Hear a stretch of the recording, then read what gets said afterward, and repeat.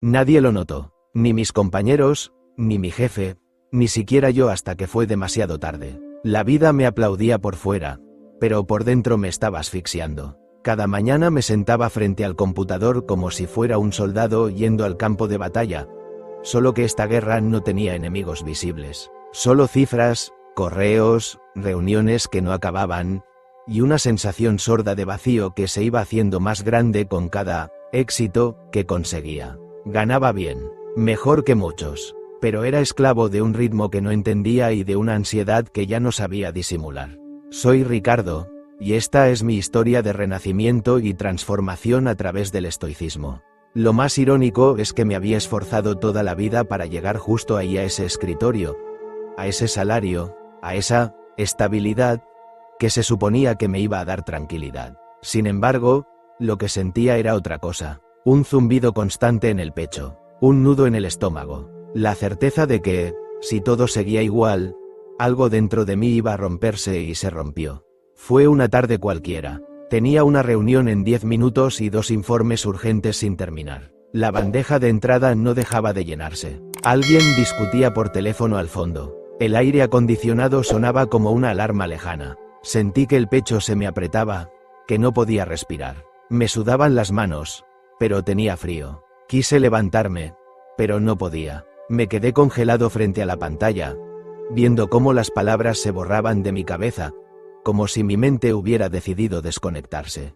Lo que vino después fue un ataque de pánico, suave, silencioso, devastador. Me temblaban las piernas, como si estuviera a punto de caerme, aunque seguía sentado. En ese instante me di cuenta de que no estaba bien. No solo ese día, no solo por el estrés. No estaba bien desde hacía años, pero lo oculté. Me tragué el temblor, bebí un sorbo de café frío y me obligué a respirar. Nadie podía saberlo. Si mostraba debilidad, me comían. Y lo peor es que ni siquiera sabía a quién le tenía miedo: al jefe, al sistema, o a mí mismo. Ese día regresé a casa más tarde que de costumbre, no por exceso de trabajo, sino porque no quería enfrentar el silencio de mi propio hogar. Encendí la televisión, pero no escuché nada. Me preparé una cena insípida y me acosté sin hambre. Pasé horas mirando el techo, preguntándome en qué momento había dejado de vivir para empezar solo a sobrevivir.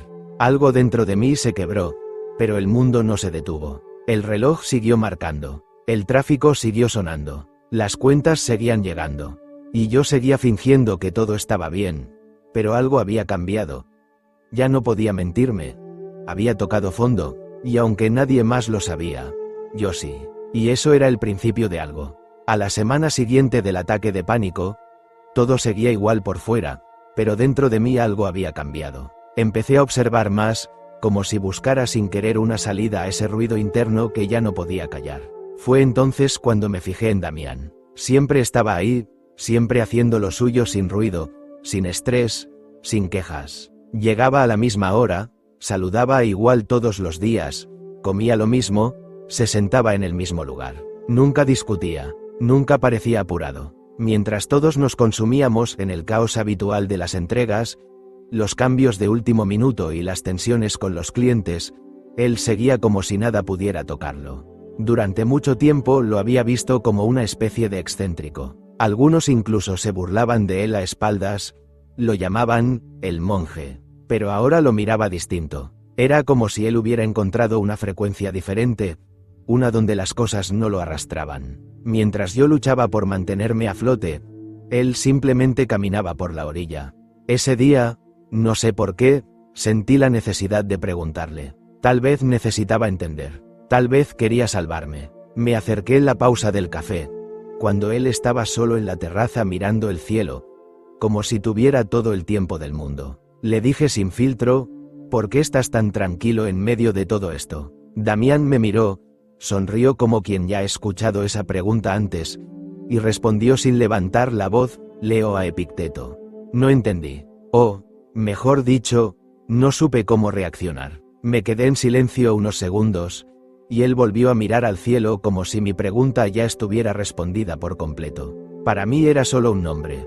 Para él, parecía ser un mapa. En ese momento no imaginé que esa respuesta sería el principio de todo. Solo supe que yo estaba quebrado y él no. Que yo vivía al borde y él, en paz. y que si había una mínima posibilidad de entender cómo lo hacía, necesitaba descubrirla. Porque, aunque nadie lo supiera, yo me estaba hundiendo, y Damián, sin saberlo, acababa de lanzarme una cuerda. Durante semanas empecé a mirar mi vida como desde fuera, como si cada movimiento mío lo observara otra parte de mí, más despierta, más cansada, más real. Me di cuenta de que tenía hábitos automáticos que jamás había cuestionado. Comprar cosas que no necesitaba, buscar aprobación en los lugares más vacíos, mirar el coche del vecino como si eso dijera algo de mí. Era como si mi vida estuviera sostenida por deseos que no eran realmente míos, sino heredados, impuestos, invisibles. No sabía lo que quería. Solo sabía que lo que tenía no era suficiente. Los lunes eran peores. Me vestía de traje, me miraba al espejo, y no veía a un hombre. Veía una fachada. Me comparaba sin tregua. Si alguien ganaba más, yo me sentía menos. Si alguien mostraba algo nuevo, yo necesitaba lo mismo. Me había convertido en un esclavo de expectativas que ni siquiera recordaba haber elegido. No importaba cuánto ganara o lo que alcanzara, siempre faltaba algo. Y ese algo era una sombra imposible de atrapar. Fue en una de esas tardes, cuando Damián me habló sin que yo le preguntara. Me dijo: te noto agotado, y eso suele pasar cuando uno vive peleando por lo que no puede controlar. Me sorprendió su tono, sin juicio, sin consejo, solo con la calma de quien ya ha estado donde tú estás. Le pregunté qué quería decir con eso. Entonces me habló de la dicotomía del control. Hay cosas que dependen de ti, me dijo, y otras que no. Tu energía debería estar puesta solo en las primeras. El resto es tormenta ajena. Me quedé en silencio. Nunca había oído algo tan obvio y tan revolucionario al mismo tiempo. Esa noche lo busqué. Epicteto. Dicotomía del control. Deseo. Apego. Y ahí estaban las palabras que no sabía que necesitaba leer. Comprendí que gran parte de mi ansiedad venía de querer controlar cosas que nunca estuvieron en mis manos: el reconocimiento, la opinión de los demás, la seguridad futura, el éxito externo. Me había obsesionado con dominar lo externo porque dentro de mí había caos. Y ese era el origen de todo. Empecé a observar cada impulso con más atención. Cuando sentía la urgencia de comprar algo, me preguntaba si realmente lo necesitaba o si solo quería sentirme un poco menos vacío. Cuando deseaba responder a un comentario con arrogancia, me preguntaba qué parte herida de mí estaba intentando proteger. Me volví más consciente, más despierto, y también más incómodo, porque ver la trampa no la disuelve, pero sí te obliga a dejar de correr hacia ella. Ese fue el principio de una guerra más silenciosa: dejar de buscar fuera lo que solo podía construir dentro. Y esa guerra, aunque no lo sabía todavía, sería la más importante de mi vida. A veces, uno se convence de que ha triunfado solo porque su cuenta bancaria no está en rojo, porque maneja un auto que gira cabezas o porque vive en un barrio donde nadie saluda, pero todos presumen. Yo era ese tipo, el que había conseguido lo que se suponía que era el éxito. Tenía una hipoteca enorme, un reloj suizo en la muñeca, ropa que decía más de mí que mi propia voz y una casa demasiado grande para alguien que llega tarde y se va temprano. Y, sin embargo, cada vez que cerraba la puerta por dentro, sentía un frío que no venía del aire acondicionado. Vivía rodeado de objetos, pero me sentía más solo que nunca. La ansiedad no desapareció cuando firmé el contrato de mi coche. Tampoco cuando renové la cocina ni cuando cambié de teléfono por cuarta vez en un año. Lo disfrazaba todo con productividad, con metas, con frases de autoayuda que no entendía, pero repetía. Fingía que todo iba bien porque eso era lo que se esperaba de mí: un hombre exitoso, que avanza, que no se detiene. Pero dentro, me sentía como un actor cansado de representar un papel que no eligió. Un día encontré una vieja caja con cosas de la universidad. Libretas, papeles, fotos. Y ahí estaba ella, Laura. La misma con la que compartí tardes eternas hablando de filosofía, de arte, de cambiar el mundo con ideas. Recuerdo una noche sentados en el césped del campus, hablando de vivir con propósito. Ninguno de los dos tenía un peso, pero nos sentíamos invencibles. Lo importante no es lo que tengas, me decía, sino lo que construyas con lo que eres. En ese entonces, soñábamos con ayudar a otros, con dejar huella. No con comprar el mundo, sino con entenderlo. Recordarla fue como una bofetada suave, porque con el tiempo, sin darme cuenta, Cambié nuestros sueños por metas que no significaban nada. Dejé de buscar sentido y empecé a buscar aprobación. Cambié la profundidad por apariencia, el entusiasmo por eficiencia, el alma por rendimiento. ¿Y para qué? Para llegar a casa, solo, abrir una botella de vino caro y mirar una pantalla sin saber qué sentir. Para estar rodeado de cosas que no hablaban, no abrazaban, no entendían. Me di cuenta de que había perseguido una imagen que no tenía contenido, una estructura sin esencia. Me esforcé por alcanzar un modelo de éxito que solo alimentaba el ego, pero dejaba hambriento el corazón.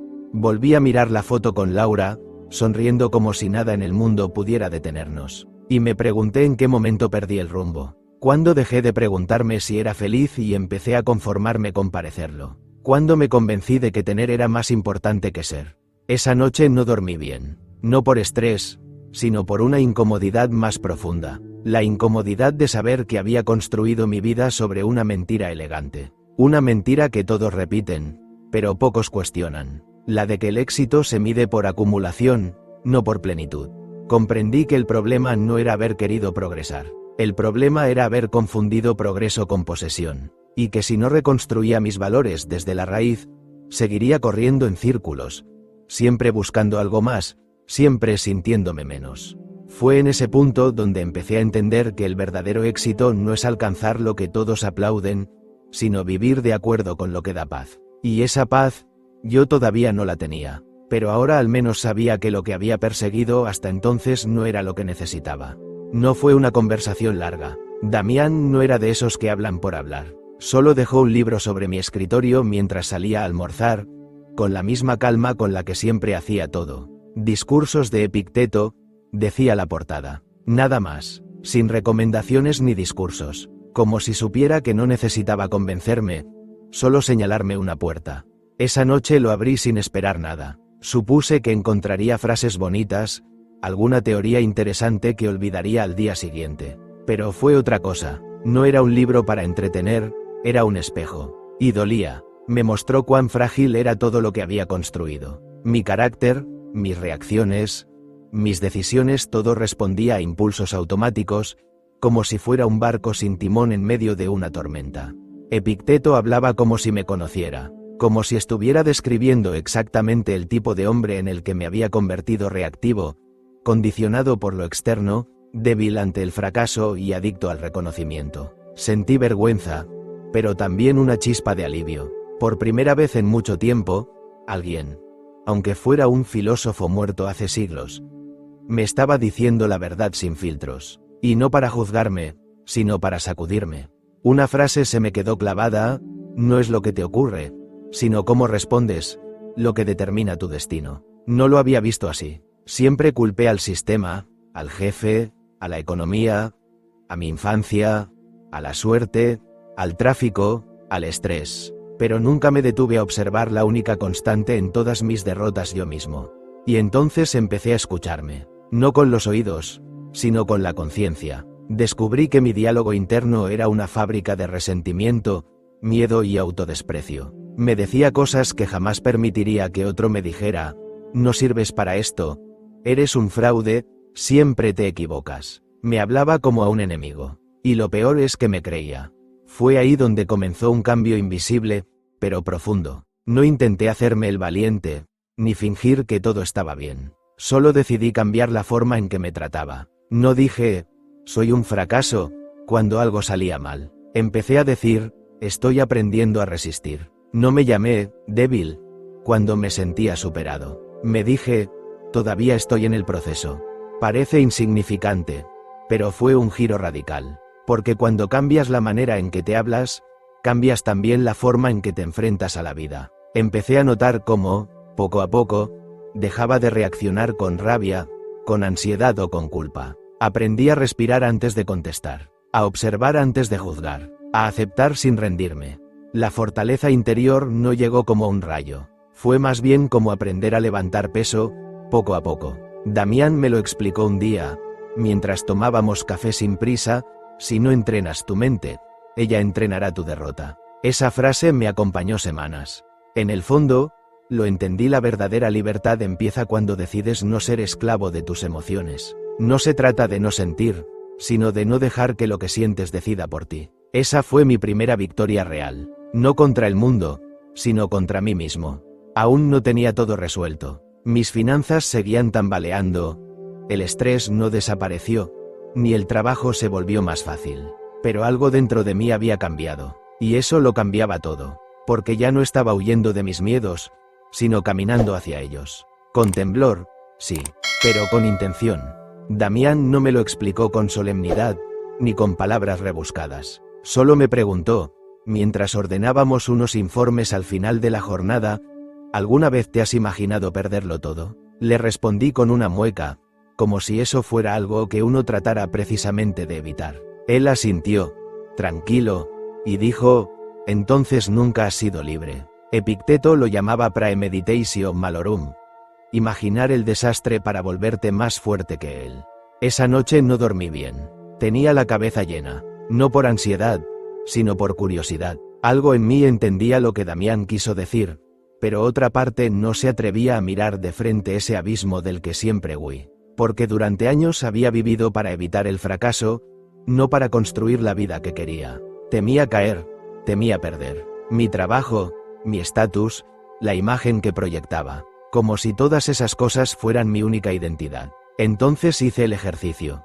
Apagué las luces, me senté en el suelo de mi piso y, por primera vez, no luché contra el pensamiento. Me imaginé perdiendo mi empleo. No porque hiciera algo mal, sino porque a veces la vida simplemente se lleva lo que le da la gana. Me imaginé recibiendo la noticia por correo, entregando mi ordenador portátil, saliendo por última vez por esas puertas automáticas. Me vi volviendo a casa con las manos vacías y el pecho lleno de silencio. Las facturas seguían ahí, la nevera medio vacía, y ningún plan inmediato para rehacerme. Respiré profundo. Seguí. Imaginé vender el coche, devolver el reloj caro, explicar a mi familia que no podía pagar esa comida elegante del domingo. Visualicé cómo sería quedarme solo, sin respuestas, sin rumbo. Y entonces algo extraño ocurrió. En lugar de asfixiarme, sentí espacio. En lugar de miedo, sentí una calma profunda, porque mientras más lo imaginaba, más claro veía que aún seguía siendo yo. Seguía respirando, seguía teniendo piernas, manos, lucidez. Aún podía leer, pensar, escribir, tomar decisiones. Lo esencial estaba intacto. Lo que podía perder era solo lo superficial. Comprendí que todo lo que temía perder eran cosas que nunca me habían definido de verdad. El trabajo no era mi valor. El dinero no era mi dignidad. El estatus no era mi propósito. Lo que realmente importaba no estaba en juego. Y eso me devolvió una fuerza nueva, serena, casi silenciosa. No era la euforia de quien se siente invencible, sino la firmeza de quien ya no necesita ganar siempre para sentirse valioso. Desde ese día, el miedo dejó de dominarme. No desapareció del todo, claro, pero dejó de dictarme cada decisión. Ya no hacía las cosas por pánico a fracasar, sino por deseo de avanzar. Ya no me obsesionaba con evitar la caída, porque había entendido que, incluso cayendo, podía mantenerme en pie por dentro. Damián tenía razón. La libertad empieza cuando dejas de temer lo que podrías perder. El estoicismo no te promete que todo saldrá bien. Te enseña que puedes resistir incluso cuando todo sale mal. La imagen de ese piso vacío, en penumbra, se quedó conmigo. No como una pesadilla, sino como un recuerdo de poder. Porque al atreverme a mirar el fondo, descubrí que no era tan oscuro como lo había imaginado. El verdadero infierno era vivir huyendo de una posibilidad que jamás había cuestionado. A veces, lo único que nos libera del miedo es entrar en él con los ojos abiertos. No hubo una gran revelación ni un aplauso que marcara el cambio. Solo pequeños momentos en los que, por primera vez, no reaccioné como antes. El caos seguía allí, afuera. Plazos imposibles, correos tensos, jefes impacientes. Pero dentro de mí empezaba a construirse algo distinto. Como si cada página de Epicteto, cada conversación con Damián, estuviera moldeando una especie de armadura invisible, no para defenderme del mundo, sino para sostenerme frente a él. Recuerdo una reunión particularmente tensa. El gerente entró de mal humor, arrojó papeles sobre la mesa y comenzó a señalar errores con un tono que antes habría detonado mi rabia o mi ansiedad. Yo solía vivir en modo automático, morderme la lengua por fuera, pero hervir por dentro. Esta vez, simplemente lo escuché. no por resignación, sino porque entendí que su frustración no era mía. Respondí con claridad, sin alzar la voz. No me temblaron las manos, ni se me aceleró el corazón. No fue una victoria sobre él, fue una victoria sobre mí. Damián solía decir que el carácter es riqueza silenciosa. Nadie la ve, pero todos la sienten. Y tenía razón. La gente comenzó a tratarme diferente, aunque no entendían por qué. Yo tampoco sabía cómo explicarlo sin sonar extraño. Pero era sencillo, estaba aprendiendo a gobernarme. Y eso se nota. Una tarde de sábado, mientras caminaba por el parque para aclarar la mente, la vi. Laura, la misma Laura con la que, en la universidad, soñábamos con cambiar el mundo. Había pasado tiempo desde la última vez. Ella estaba más serena, más adulta, pero con esa misma mirada que sabía leer más de lo que decía. Me acerqué, sonreímos con la complicidad de quienes tienen historia sin necesidad de palabras. Caminamos juntos. No hablamos del pasado, ni del futuro. Solo caminamos. Hasta que en un momento me miró de lado, como si intentara descifrar algo. Estás diferente, Ricardo. Más tranquilo. Sonreí. No era la primera vez que alguien lo notaba, pero viniendo de ella, pesaba más. Estoy empezando a trabajar en mí, no en mi currículum, le dije. La frase salió sin filtro, como una verdad sencilla. Ella asintió en silencio. No necesitaba explicaciones. Durante años busqué validación en logros, acumulé reconocimientos como si fueran escudos, pero eran frágiles. Bastaba una crítica o un fracaso para derrumbarme. Ahora entendía que el verdadero valor no estaba en los títulos, ni en los premios, sino en la forma en que uno enfrenta las tormentas. Y no me refería a la imagen que proyectas, sino a la solidez con la que caminas cuando nadie te mira. Empecé a escuchar más y hablar menos, a pensar antes de reaccionar, a preguntarme si lo que iba a decir sumaba o solo era una descarga de mi ego. Dejé de buscar tener la razón en cada discusión. Aprendí a ceder sin sentirme débil, a mantenerme firme sin necesidad de demostrar nada. La disciplina emocional no es rígida, es libertad. Porque cuando dejas de ser esclavo de tus impulsos, te conviertes en dueño de tus decisiones. Ya no reaccionaba por miedo, ni por orgullo. Respondía desde la calma, y eso transformó cada interacción, cada elección.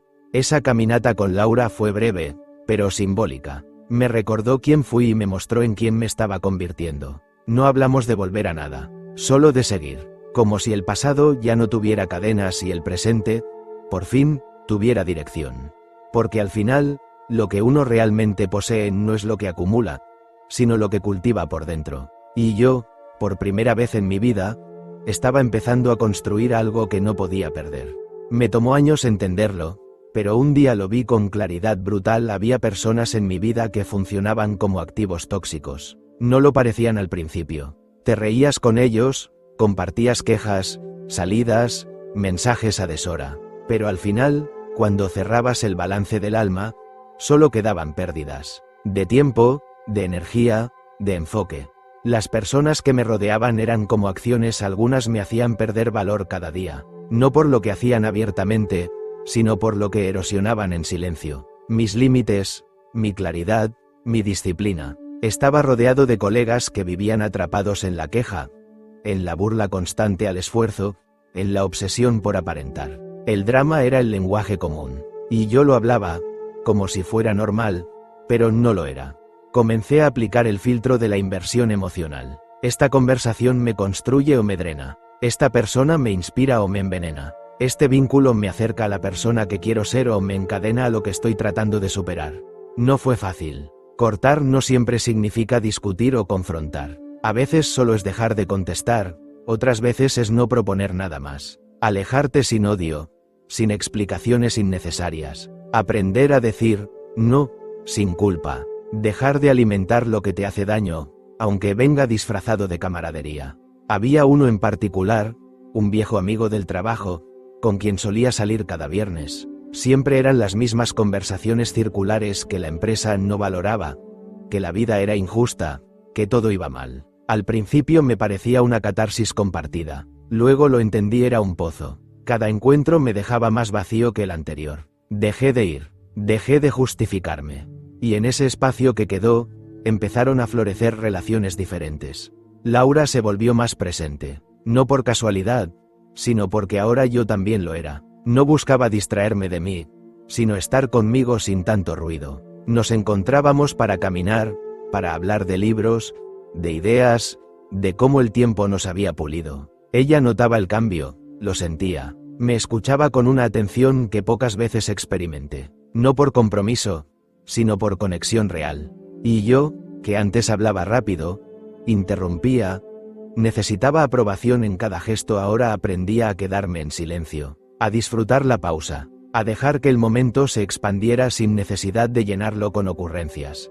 Una vez, mientras tomábamos café en una terraza tranquila, me miró a los ojos y dijo: «Estás aprendiendo a elegir desde la paz, no desde la prisa». Esa frase se me quedó grabada, porque era cierto. Antes decía sí a todo por miedo a perder oportunidades o a que me dejaran fuera. Ahora entendía que lo valioso no se mendiga, se construye, se honra, se protege.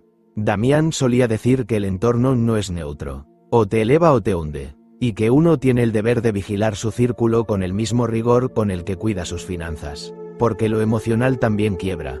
Hoy mis relaciones son menos, pero más profundas. No necesito 1000 voces diciéndome lo que quiero oír. Me basta con unas pocas que me digan lo que necesito recordar, que me desafíen a crecer sin imponer, que me den espacio sin desaparecer, que se alegren por mi progreso sin convertirlo en competencia.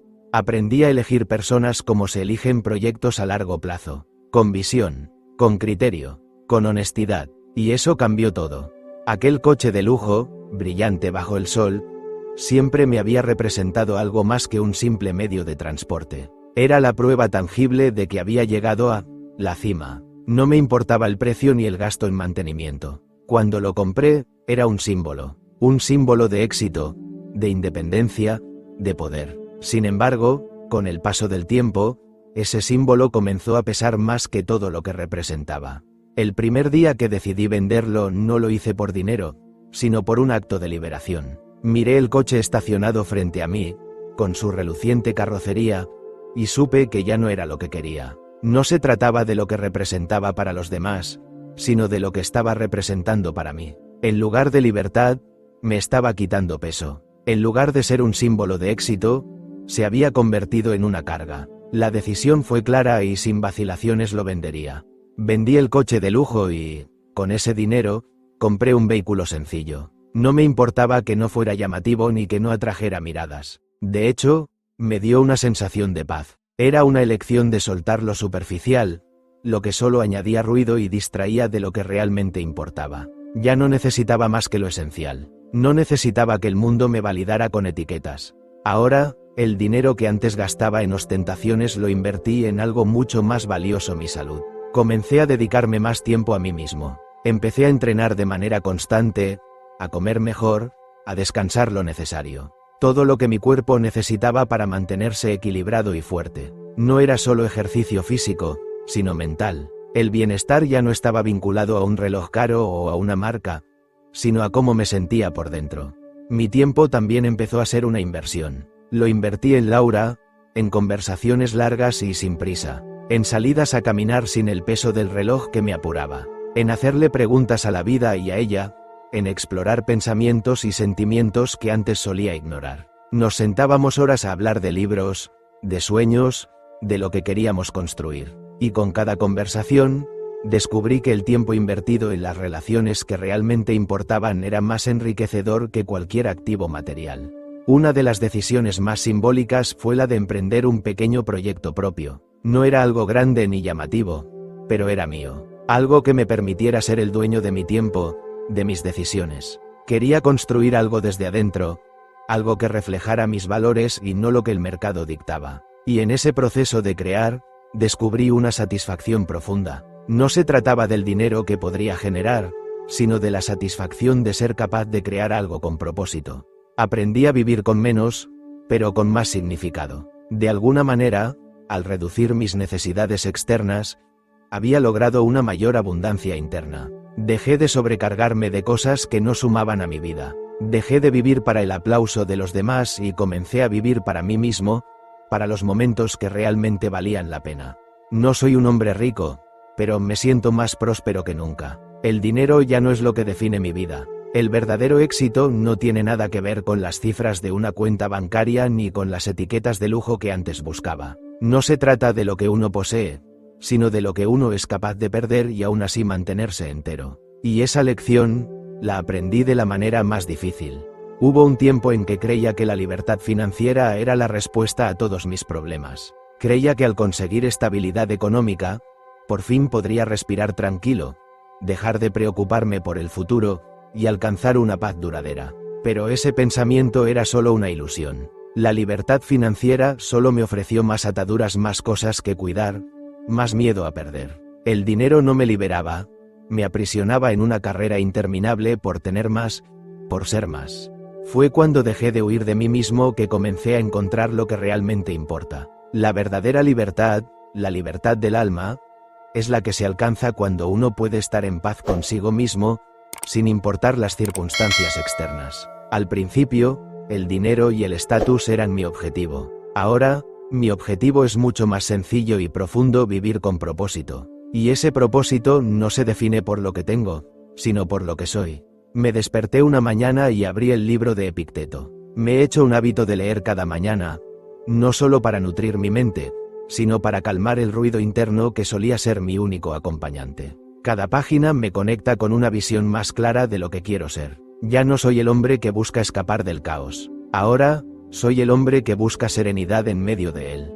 Mi trabajo, antes una fuente de estrés constante, ahora lo veo desde una perspectiva diferente. Ya no me consumo en la idea de escalar posiciones o de conseguir la siguiente gran venta. He reducido mis horas de trabajo, pero, paradójicamente, soy más productivo. Me he dado permiso para respirar, para pensar, para disfrutar de los momentos que antes desperdiciaba. He aprendido que trabajar menos no significa hacer menos, sino enfocarme en lo que realmente suma, lo que realmente vale la pena. Mi relación con Laura ha cambiado profundamente. Ya no la veo como una compañía ocasional o un escape de mi mundo estresado. Ahora, ella es mi compañera de vida, alguien con quien comparto cada paso, cada pequeño descubrimiento, cada sonrisa. He aprendido a escucharla de verdad, sin la prisa de siempre. Ahora, caminamos juntos por la vida, compartiendo momentos de calma y de alegría. No se trata de lo que poseemos, sino de lo que compartimos: tiempo, amor, conexión. El cuidar mi cuerpo se ha convertido en un acto de amor propio. Ya no es una obligación ni una lucha constante. Es un compromiso con mi bienestar. Mi salud física y mental ahora son mis prioridades. Entreno con regularidad, no para estar en forma para otros, sino para estar bien para mí mismo. He dejado de correr tras metas vacías y me he enfocado en las metas internas, las que realmente me definen.